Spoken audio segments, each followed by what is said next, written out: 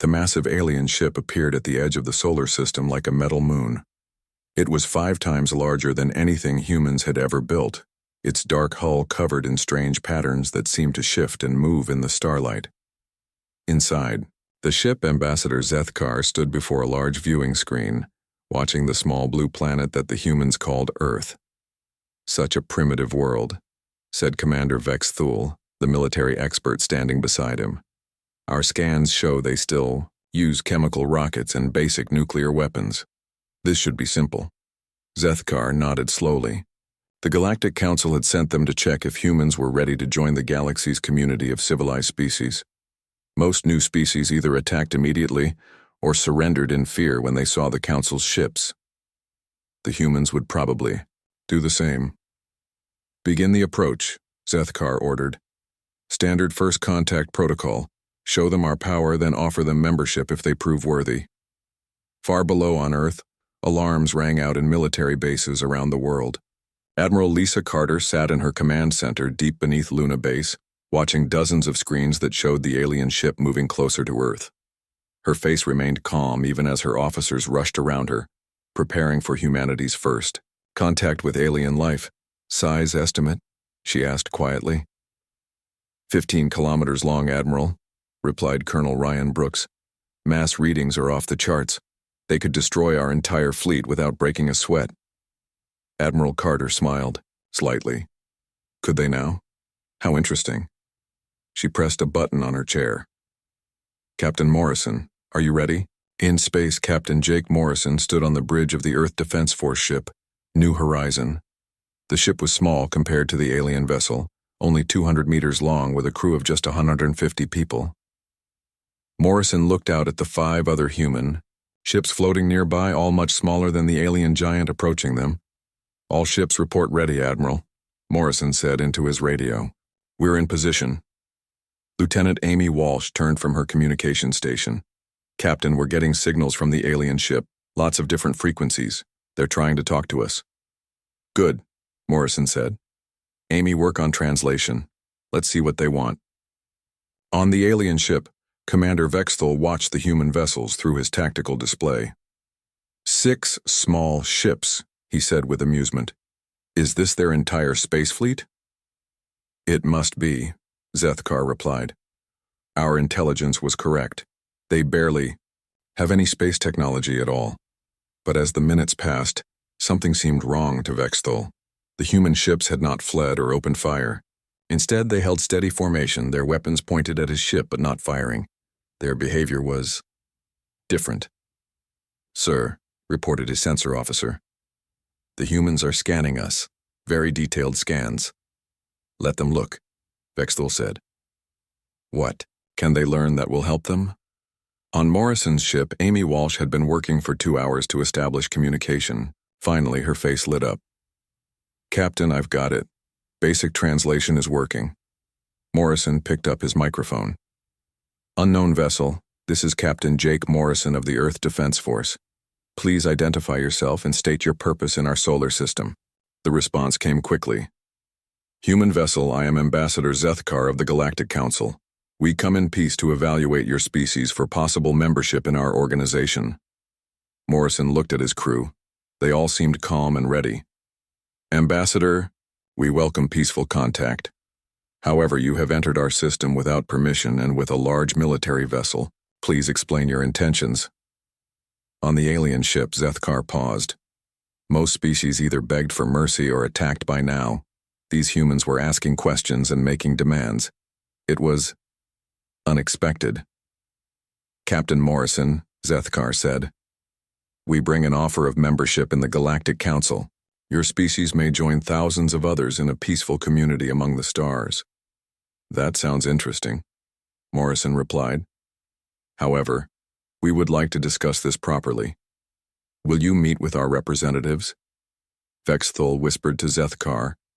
"This is unusual. They show no fear, but they're not aggressive either.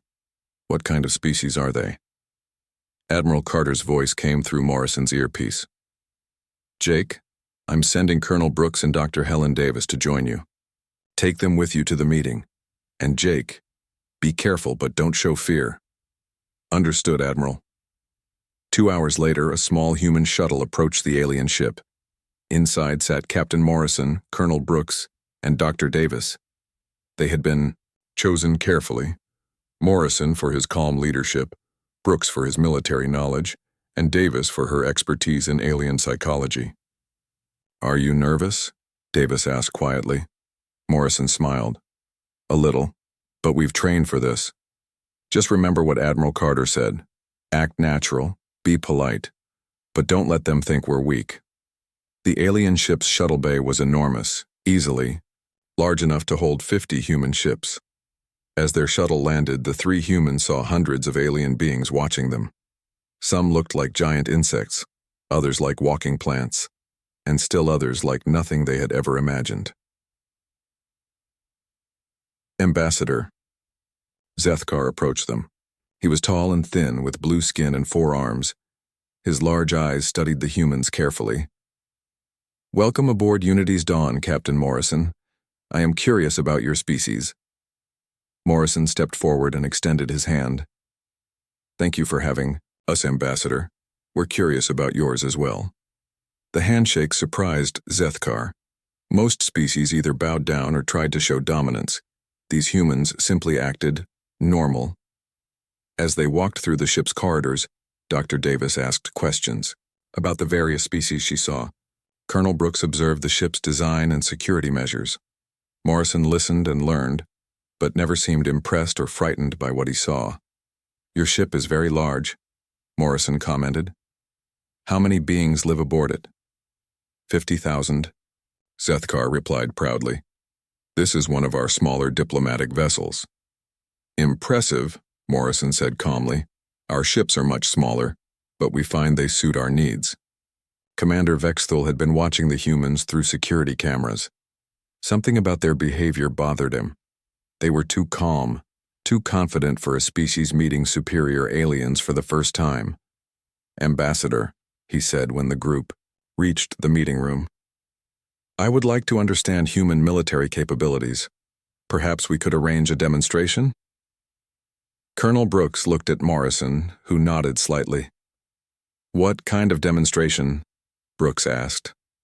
"A simple exercise," Vexthul said. "Your ship's against some of ours. Nothing dangerous, just a way to understand each other better." Morrison was quiet for a moment. Admiral Carter had prepared him for this possibility. "We would be willing to participate in such an exercise," he said finally. "When would you like to arrange it?" "Tomorrow," Vexthul said. "In the asteroid belt near your 4th planet. We will bring a small force. Nothing your ships cannot handle." After the humans left to return to their ship, Zethkar and Vexthul discussed what they had learned. "They're different," Zethkar said. "Most species either fear us or try to impress us. These humans just talk to us like equals." Vexthul nodded. "Too confident for primitives. Tomorrow's exercise will show us their true capabilities. Then, we'll know if they're worth inviting into the council." Back on the New Horizon, Morrison contacted Admiral Carter. "Admiral, they want to test our military capabilities. Vexthul is bringing what he calls a small force for exercises tomorrow." Carter's voice was calm. "Understood, Jake. Remember the plan. Show them what they expect to see, nothing more. Make it look good, but don't reveal our true strength." "Yes, ma'am." "Admiral, there's something else. These aliens, they're not what I expected. They seem genuinely interested in peaceful contact, but they're also very confident in their superiority." "Good," Carter said. "That makes our job easier. Get some rest, Jake. Tomorrow will be interesting." As the alien ship and human vessels prepared for the next day's exercise, neither side knew that this simple demonstration would begin a chain of events that would shake the Galactic Council to its core. The aliens expected to see primitive human technology fail against their superior forces. The humans planned to show just enough capability to earn respect without revealing their true strength. Neither side realized that first contact between humans and the galaxy would become a lesson in the art of war itself. The asteroid belt between Mars and Jupiter stretched out like a field of floating mountains. Some rocks were as small as houses, others as big as cities. In this dangerous maze of stone and metal, The greatest military test in human history was about to begin.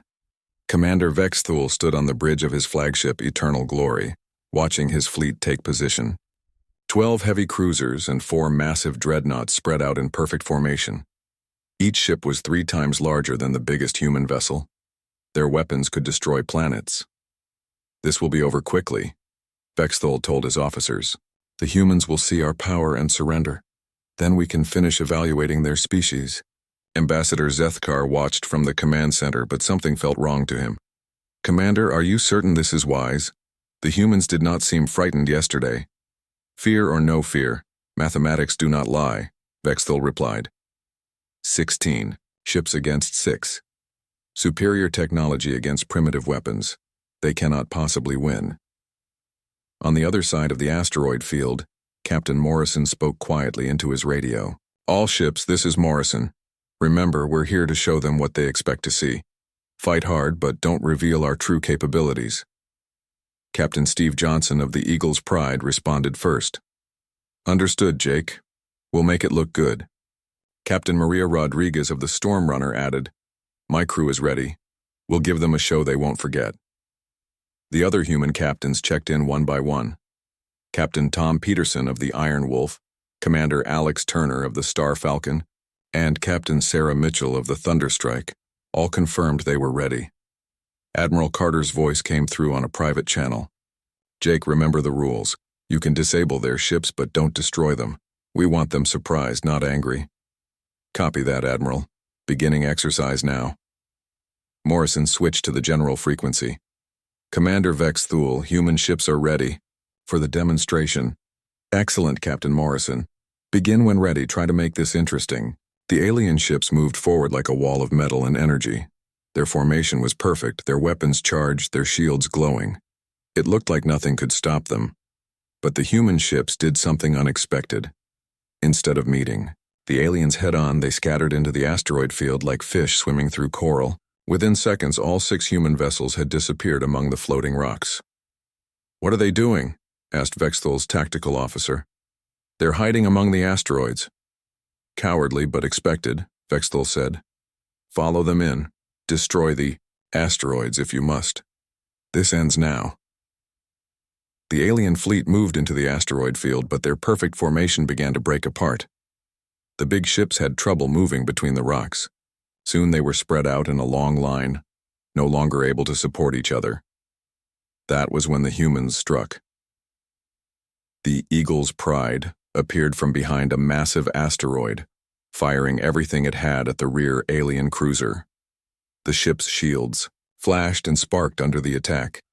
Before the aliens could respond, Johnson's ship disappeared again behind another rock. "Impossible," whispered Vexthul. "Their weapons should not be able to damage our shields." But Captain Johnson had not been trying to destroy the alien ship. His attack had been carefully aimed at the shield generators. The alien cruiser was now defenseless. The Storm Runner attacked next, coming from above like a diving bird. Rodriguez's ship hit the damaged cruiser with precise shots that knocked out its engines and weapons. The alien ship was now floating helpless among the asteroids. "One down," Morrison said calmly over the radio. "Nice work, Maria." Vexthul could not believe what he was seeing. "All ships, focus fire on the human vessels. Destroy those asteroids if necessary." But the aliens soon learned that destroying asteroids in space was not simple. When they fired their heavy weapons at the rocks, the explosions created clouds of smaller stones that made seeing even harder. Soon the entire battlefield was filled with dust and debris. The humans used this chaos perfectly. They appeared and disappeared like ghosts, always attacking from unexpected directions. The Star Falcon damaged another cruiser's communication system. The Iron Wolf knocked out a dreadnought's main weapon. The Thunderstrike confused an entire group of alien ships by jamming their sensors. Commander Alex Turner spoke over the radio as his ship dove between 2 asteroids. "These aliens fight like they're on parade. All formation, no creativity," Captain Peterson agreed.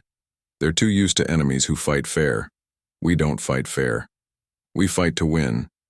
Vexthul watched his fleet falling apart. Ships were calling for help, requesting orders. reporting damage. The humans had turned his organized force into a confused mess in less than an hour. "Sir," called his communications officer, "3 more ships report critical damage. The humans are using the asteroids like weapons, pushing them into our path." It was true. The human ships had somehow learned to use their engines to move asteroids, creating barriers and traps for the alien vessels. When an alien ship tried to chase a human vessel, it would find its path blocked by a mountain of rock that had not been there before.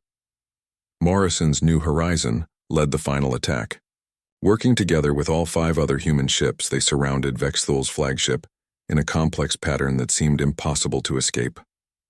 "Commander," Morrison's voice came over the radio. "Your ship is now in the center of 6 different attack vectors. We could disable your main systems in the next 30 seconds. Do you wish to continue the exercise?" Vexthul looked at his tactical display. The human was right. His ship was trapped in a web of asteroids with human vessels positioned perfectly to attack from every direction. His other ships were too damaged or too far away to help. For the first time in his military career, Commander Vexthul had been outfought by inferior numbers and supposedly primitive technology. "Exercise terminated," he said quietly. "Human vessels, well fought." As the space dust settled, the true results became clear. 3 alien cruisers were disabled and drifting.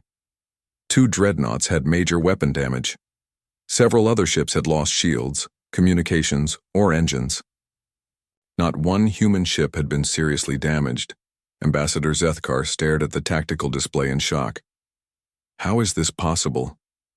They had 6 small ships against our entire force." Vexthul was quiet for a long time. Finally, he spoke. "They did not fight like any species I have encountered. They used the environment as a weapon. They coordinated their attacks perfectly. They knew exactly where to hit our ships to cause maximum damage with minimum firepower. But their technology is primitive," Zethkar protested. "Our scans confirmed it." "Their technology may be primitive," Vexthul said slowly, "but their tactics are not. These humans understand warfare in ways we do not." Captain Morrison's voice came over the radio again. "Commander Vexthul, our ships stand ready to assist with repairs if needed. We did not intend to cause permanent damage." This offer of help after defeating them surprised the aliens even more.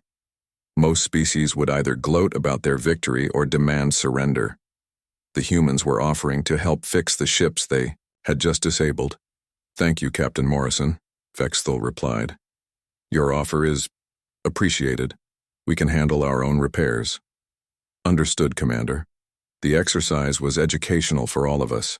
After the human ships had withdrawn to a safe distance, Zethkar called an emergency meeting with his senior staff. "What have we learned about these humans?" "That they are far more dangerous than we thought," Vexthul said immediately. "They may have primitive technology, but they use it better than we use our advanced systems." The science officer added, "Their coordination was perfect, 6 ships fighting as one unit. Our crews cannot achieve that level of teamwork." "And their tactics," said the intelligence officer. "They thought 3 steps ahead of us at every turn.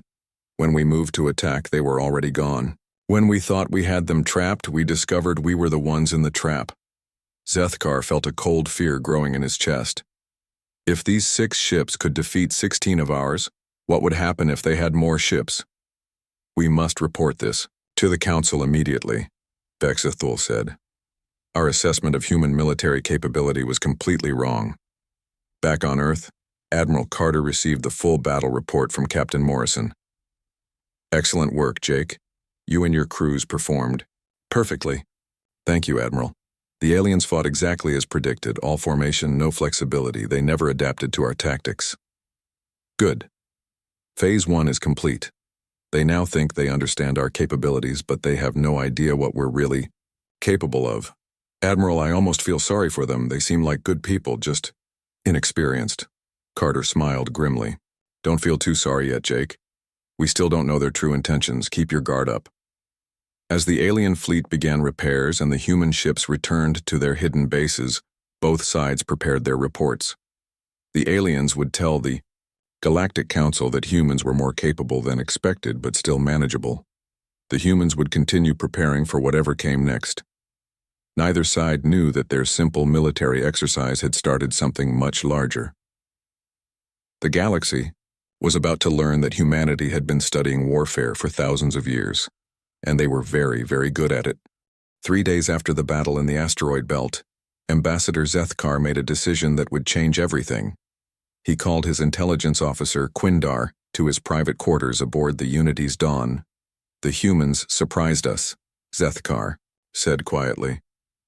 "Before we make our final report to the Council, I want to know more about their true capabilities." Quindar was a small, gray-skinned alien with large black eyes that could see in many different spectrums of light. He was the best intelligence gatherer in the Galactic Council fleet. "What do you want me to find out, Ambassador?" "Everything. How many ships do they really have? What are their weapons like? How strong is their military? I want to know if those 6 ships were their entire fleet or just the beginning." "I can take a stealth team to their planet," Quindar said. "We have technology that can make us invisible to their sensors. They will never know we are there." "Do it," Zethkar ordered. "But be careful. These humans are more clever than we first thought." That night, a small alien scout ship slipped away from the main fleet. It was no larger than a human fighter, but it carried technology that could hide it from any known detection system.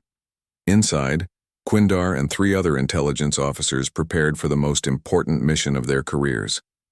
On Earth, deep beneath a mountain in Colorado, General Robert Hayes sat in a room filled with computer screens and blinking lights. This was the Cheyenne Mountain Complex, the heart of Earth's military command system. Hayes was a tall man with gray hair and tired eyes who had been planning for this moment for 20 years. "Sir," said Colonel Diana Webb, walking up to his desk, "our satellites have detected a small object moving toward Earth. It's using some kind of stealth technology." Hayes smiled slightly. "Right on schedule. How many aliens?" "4, according to our scans. They think they're invisible, but our new quantum sensors can see them just fine." "Good. Let them land.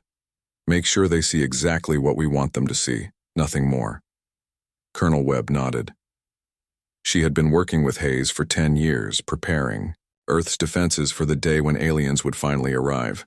They had planned for every possibility, including the one that was happening now. "What about Captain Morrison?" she asked. "He's still with the alien fleet." "Jake knows the plan," Hayes said. "He'll keep them busy while we handle their spies." The alien scout ship landed in a forest near the Cheyenne Mountain facility. Quindar and his team used their invisibility technology to approach the human base.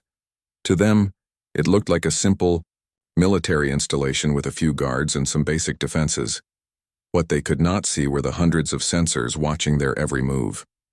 They did not know that the simple guards were actually some of Earth's best soldiers, trained specifically to handle alien visitors. They had no idea that the mountain beneath their feet contained enough military equipment to supply an entire army. "This place looks primitive," whispered one of Quindar's team members. "Just like we expected." Quindar was not so sure. Something felt wrong, but he could not explain what. The base seemed too quiet, too simple. Where were all the vehicles and weapons they had seen during the space battle? Inside the mountain, Colonel Webb watched the aliens through dozens of hidden cameras. "They're good," she admitted to Hayes. "Their stealth technology is impressive, but they're looking in all the wrong places." Hayes had spent years making sure that aliens would look in the wrong places. The real military equipment was hidden in bases that did not appear on any map. The soldiers the aliens could see were just a small part of Earth's actual forces. Even the weapons they had used in space were kept in secret locations far from any base the aliens might investigate. "Let them see the motor pool," Hayes ordered. "Show them some of our older equipment." The aliens spent hours examining what they thought was a typical human military base. They saw trucks and jeeps, but no advanced vehicles. They found weapons, storage areas, but only basic rifles and ammunition. Everything they observed matched their expectations of a primitive species that had just recently developed space travel. Meanwhile, in space, Captain Morrison was giving Ambassador Zethkar a carefully planned tour of human military facilities. They visited Luna Base, where Admiral Carter showed them what appeared to be Earth's main space command center. "This is where we coordinate our space operations," Carter explained, gesturing to a room full of computers and displays. "From here, we can communicate with all our ships and monitor the entire solar system." What the aliens did not know was that Luna Base was actually just one of 12 major command centers hidden throughout the solar system. The main computer systems they were seeing controlled only the ships they had already met. The real military networks were completely separate and far more advanced. "Impressive," Zethkar said politely. "How many ships can you control from here?" "All of them," Carter replied honestly. From Luna Base, she could indeed control all the ships the aliens knew about. The fact that those ships represented less than 1% of Earth's actual fleet was something she did not mention. Commander Vexithul asked technical questions about human weapons and defenses. Morrison and Carter answered every question truthfully, but they were very careful about which questions they answered. When Vexithul asked about their main battle fleet, Morrison showed him the 6 ships that had fought in the asteroid belt. "These are our primary space combat vessels," Morrison said. "Each one represents years of development and our most advanced technology." This was also true. The 6 ships were indeed among Earth's most advanced vessels. The aliens had no way of knowing that Earth had built over 1,000 identical ships, plus hundreds of even more advanced designs that made these look primitive. Lieutenant Colonel Kevin Barnes sat in a hidden office beneath the Pentagon, coordinating the massive deception operation. On his desk were reports from dozens of military bases around the world, all confirming that the alien spies were seeing exactly what Earth wanted them to see. "Status report," he said into his secure phone. "Germany reports contact," came the reply. "The aliens visited our base near Munich. They saw our old equipment and left satisfied. Japan confirms the same. The aliens spent 3 hours examining our main air defense center. They have no idea about our real systems. Russia reports all clear. The aliens found exactly what we wanted them to find." Barnes smiled grimly. Every major nation on Earth was participating in the deception. The aliens were getting a complete tour of humanity's military capabilities, but they were only seeing what humans wanted them to see. Director Patricia Clark of the Global Defense Initiative met with Barnes that afternoon. She was a thin woman with sharp eyes who had been planning Earth's first contact protocols for 15 years. "How are our visitors doing?" she asked. "Perfectly," Barnes replied. "They're thorough and professional, but they're looking for the wrong things.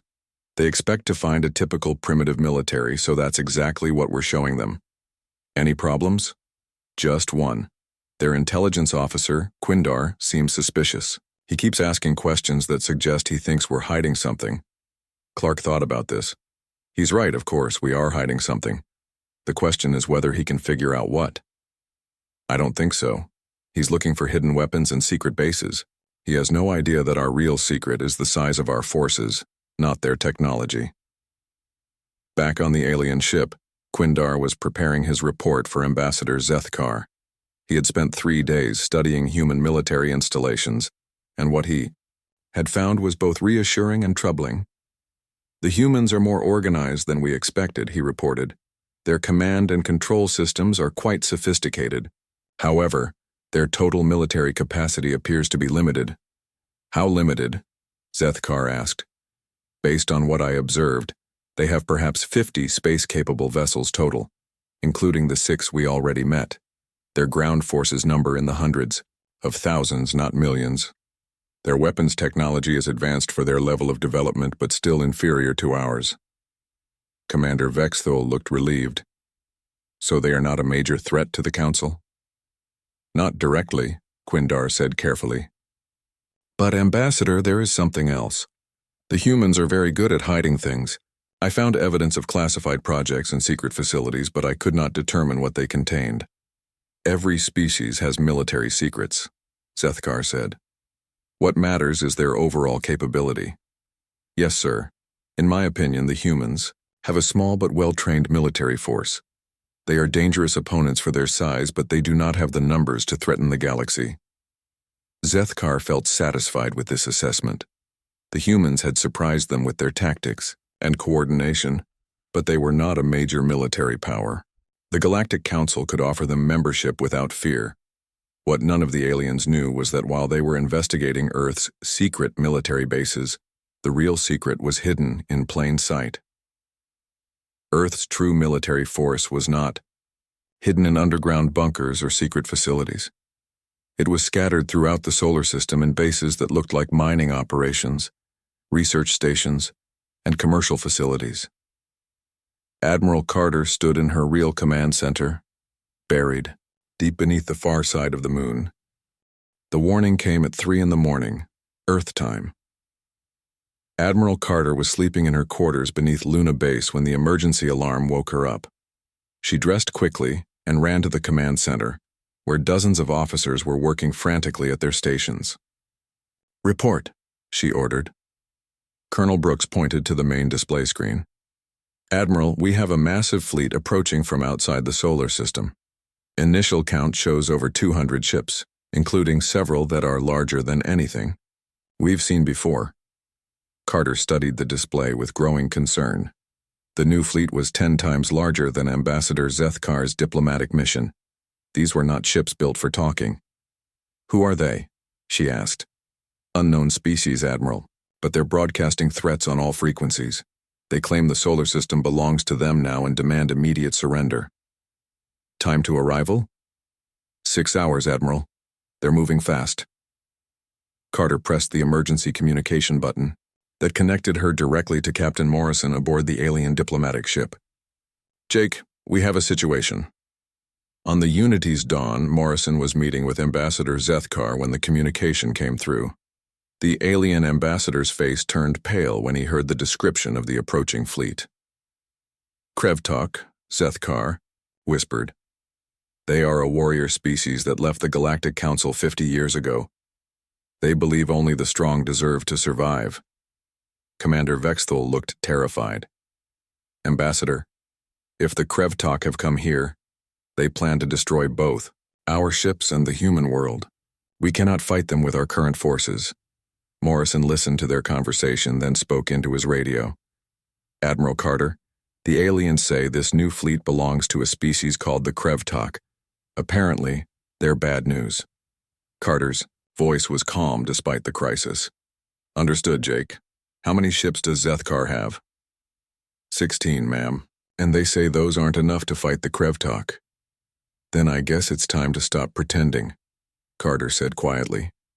"Jake, tell Ambassador Zethkar that Earth is activating Defense Protocol 7. Morrison had never heard of Defense Protocol 7, but he trusted his admiral completely. "Admiral, what should I tell them about our response?"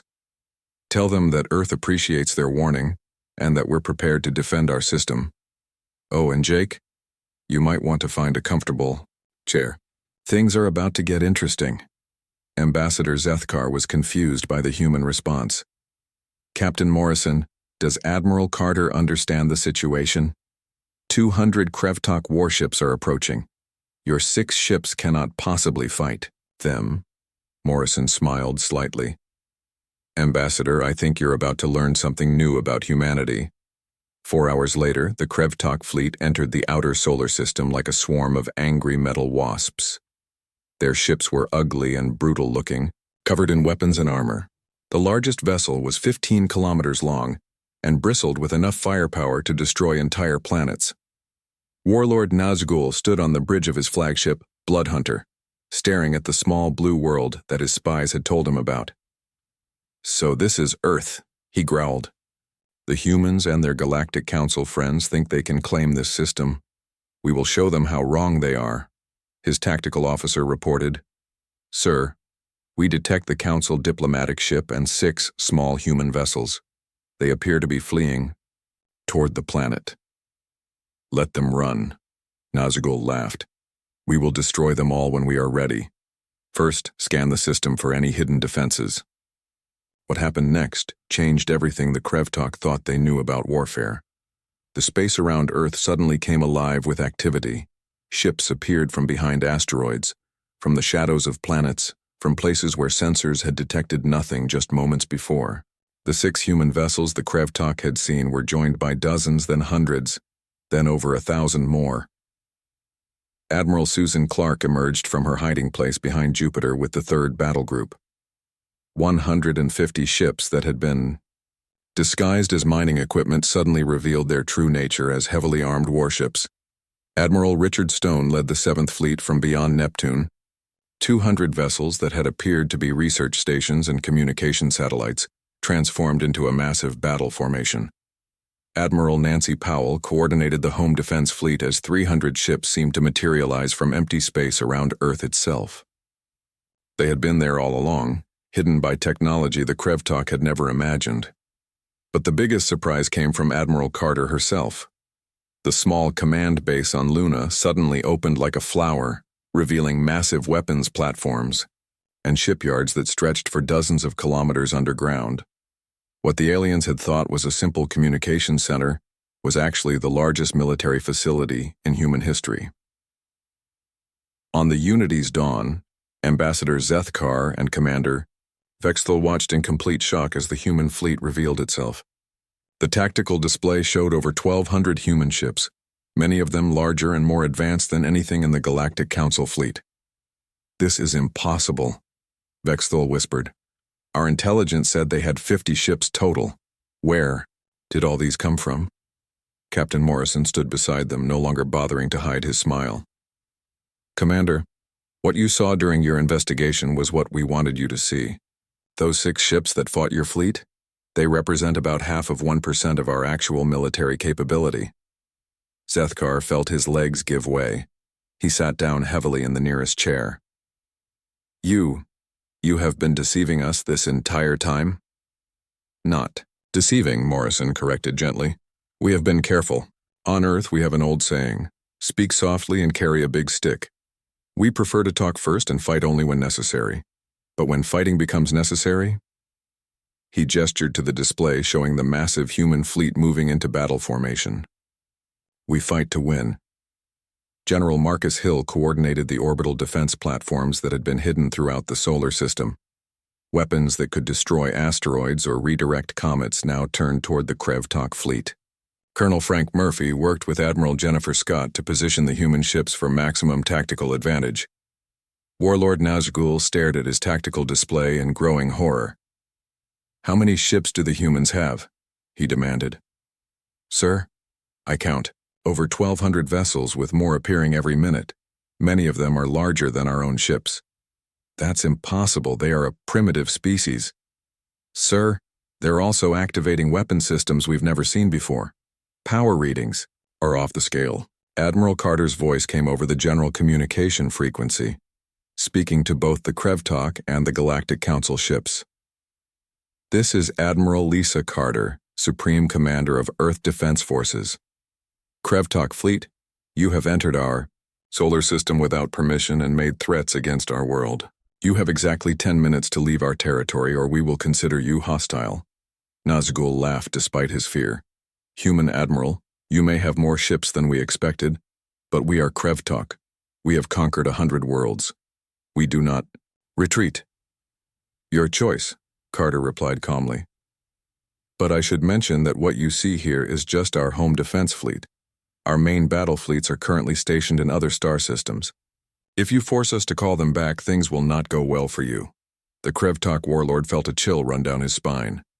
If this massive fleet was just their home defenses, how large was humanity's total military? Admiral Paul Turner led the final positioning of the human fleet. His ships moved with precision that amazed even the Galactic Council observers. Every vessel knew exactly where to go and what to do. The coordination was perfect, as if 1,200 ships were controlled by a single mind.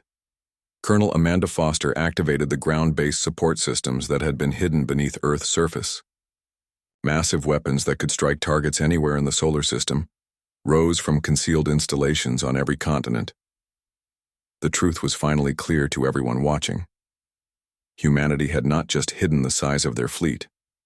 They had hidden the scope of their entire military infrastructure. Earth was not a primitive world defended by a few brave ships. It was a fortress system protected by technology and tactics that neither the Galactic Council nor the Krevtok had ever encountered. Ambassador Zethkar finally found his voice. Captain Morrison, how long have you been preparing for this? Morrison considered the question carefully. Ambassador, humanity has been preparing for interstellar war since we first looked up at the stars and wondered what might be looking back. Every conflict in our history has taught us something about fighting and surviving. We have spent centuries learning how to protect our world. But the deception, Vexthal said weakly. Why hide your true strength? Because we hoped we would never need to use it, Morrison replied. We wanted to join the galactic community as friends and equals, not as conquerors. But we also learned long ago that peace is only possible when you are strong enough to defend it. The 10-minute deadline passed. Warlord Nazgul had not moved his fleet away from Earth. Now he would learn what happened when someone threatened humanity's homeworld. Admiral Carter's voice came over the radio one final time. Krevtok fleet, you have chosen your path. Earth Defense Forces, you are authorized to defend our system. Show them what we have learned about warfare. The battle that followed would be remembered throughout the galaxy as the moment when humanity announced itself as a major power. The battle began with a single shot from Warlord Nazgul's flagship. The massive energy beam struck one of the outer human ships, expecting to destroy it instantly. Instead, the human vessel's shields absorbed the attack and immediately returned. Fire with weapons that cut through Krevtok armor like paper through cloth. Impossible, Nazgul snarled. Their shields should not be able to stop our main weapons. His tactical officer looked terrified. Sir, the human ship barely took any damage, but our forward cruiser has lost its entire weapons array. What the? Krevtok did not understand was that humanity had been watching their battles with other species for months. Every Krevtok weapon, every tactic, every weakness had been studied and analyzed. The humans had not just built a larger fleet. They had built a fleet specifically designed to fight the galaxy's most dangerous warriors. Admiral Carter coordinated the battle from her command center beneath Luna Base. Around her, hundreds of officers worked at stations that controlled the most advanced military technology humanity had ever created. Phase 1. Begin systematic disabling of enemy vessels. Remember, we want prisoners for interrogation. The human fleet moved like a living thing. Ships that had seemed scattered and disorganized suddenly formed into perfect attack formations. The Krevtok found themselves surrounded by enemies who knew exactly where they would be before they got there. Captain Morrison watched the battle from the bridge of the Unity's dawn, alongside Ambassador Zethkar and Commander Vexthal. The alien officers could barely speak as they witnessed tactics and strategies they had never imagined. Look at their coordination, Vexthal whispered. 1,200 ships moving as if they share a single mind. How is this possible? Morrison smiled proudly. On Earth we call it combined arms warfare. Every ship, every weapon, every soldier works together toward a single goal. We have been practicing this kind of fighting for hundreds of years. Admiral Susan Clark led her battle group in a flanking maneuver that trapped 50 Krevtok ships between two groups of human vessels. Instead of destroying them, her ships used precise weapons fire to disable their engines and weapon systems. Within minutes, 50 of the galaxy's most feared warships were floating helpless in space. Admiral Richard Stone coordinated a different kind of attack. His ships used electronic warfare systems to confuse and blind the enemy sensors. Krevtok ships found themselves firing at shadows while real human vessels attacked from directions they could not see. Admiral Nancy Powell's home defense fleet demonstrated something the galaxy had never seen before. Her ships could change their formation and tactics in seconds, adapting to whatever the enemy tried to do. When the Krevtok charged forward in a traditional attack, the humans scattered like leaves in the wind. When the Krevtok tried to retreat, the humans surrounded them like a closing fist. They are not fighting like any species we have encountered, reported the Krevtok tactical officer. They seem to know what we will do before we do it. Nazgul was beginning to understand that his invasion fleet was facing complete destruction. Signal all ships full attack formation. Concentrate all firepower on their largest vessels. But even this desperate strategy failed. The human ships the Krevtok thought were the most important targets turned out to be decoys. While the enemy wasted their ammunition on false targets, the real human command ships struck from unexpected directions. Admiral Paul Turner demonstrated the true power of human military thinking. His ships did not just fight the Krevtok fleet. They studied it, learned from it, and adapted their tactics in real time. Every Krevtok attack was met with a perfect counterattack. Every Krevtok strategy was defeated by superior planning. "Sir," Turner's communications officer reported, "we have successfully disabled over half the enemy fleet. They are requesting permission to surrender." Turner looked at Admiral Carter on his command screen. "Admiral, your orders?" "Accept their surrender," Carter replied, "but keep them under guard. We still need to find out why they attacked us." The battle that the Krevtok had expected to win in hours was over in less than 2 hours, but not in the way anyone had predicted. Nearly the entire Krevtok invasion fleet was either destroyed or captured. Not a single human ship had been lost, and only a few had taken any serious damage. Warlord Nazgul sat in his command chair, staring at the tactical display that showed his fleet in ruins. His flagship was surrounded by human vessels that could destroy it at any moment. For the first time in his long military career, he had been completely defeated. "Human Admiral," he spoke into his communicator, I surrender my fleet to you." "Admiral." Carter's voice came back calm and professional. "Warlord Nazgul, your surrender is accepted. Prepare to be boarded for prisoner processing." As the battle ended, Ambassador Zethkar realized that everything he thought he knew about the galaxy had just changed. He turned to Captain Morrison with a look of amazement and fear. "Captain, your species has just defeated the most powerful military force outside the Galactic Council, and you did it without breaking a sweat." Morrison nodded thoughtfully. "Ambassador, the Krevtok are good fighters, but they only know one way to fight. They attack with overwhelming force and expect their enemies to break. We learned a long time ago that there are many ways to win a war." Commander Vexthal was studying the tactical records of the battle. "Your coordination was perfect. Your tactics were brilliant. Your technology was superior. But how? How did a species we thought was primitive develop such advanced military capabilities?" "We are not primitive," Morrison explained gently. "We are careful. There is a difference. Humanity has been fighting wars for thousands of years. Every conflict taught us something new. Every enemy showed us a different way to fight. We learned from all of them." Colonel Amanda Foster reported from Earth's surface as the hidden defense systems returned to their concealed positions. "Admiral Carter, all planetary defenses have stood down. The Krevtok posed no threat to our ground installations." Admiral Carter smiled grimly. The Krevtok had never even gotten close enough to threaten Earth itself. "Good work, Amanda. Begin processing the prisoners. I want to know everything about their military capabilities and who sent them." As the human fleet secured the captured Krevtok ships, Ambassador Zethkar prepared the most important report of his diplomatic career. He called an emergency session with the full Galactic Council, using the fastest communication systems available. "Honorable Council members," he began, "I must revise our entire assessment of the human species. What we observed today was not just a military victory. It was a demonstration of strategic thinking and tactical excellence that exceeds anything in our historical records." The council members listened in stunned silence as Zethkar described the battle. Ships appearing from nowhere, perfect coordination, tactics that seemed to anticipate every enemy move, and technology that was far more advanced than anyone had suspected. "How many ships do they actually have?" asked the council's military advisor. "Over 1,200 that we observed directly," Zethkar replied. But Admiral Carter indicated that this was only their home defense fleet. Their main battle fleets are stationed in other star systems. The council chamber fell completely silent.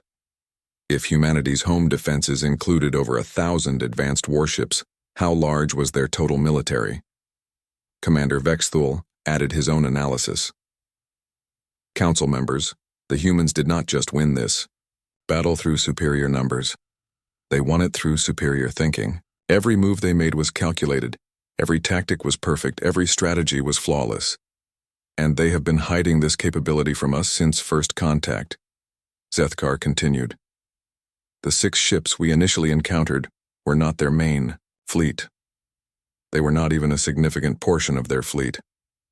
They were simply the ships they chose to let us see. The Council's senior military officer spoke carefully. Ambassador, are you saying that humanity deliberately deceived us about their capabilities? No, Zethkar replied thoughtfully. I believe they were testing us. They wanted to see what kind of species we were before revealing their true strength.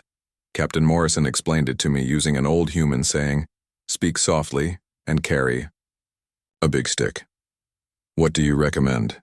Asked the council leader. Zethkar looked at the reports and battle recordings spread before him.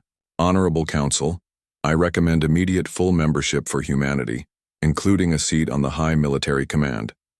We need their expertise, their technology, and their strategic thinking. But if they are so powerful, how do we know they will not try to conquer us on? Asked another council member. Commander Vexthal answered this question.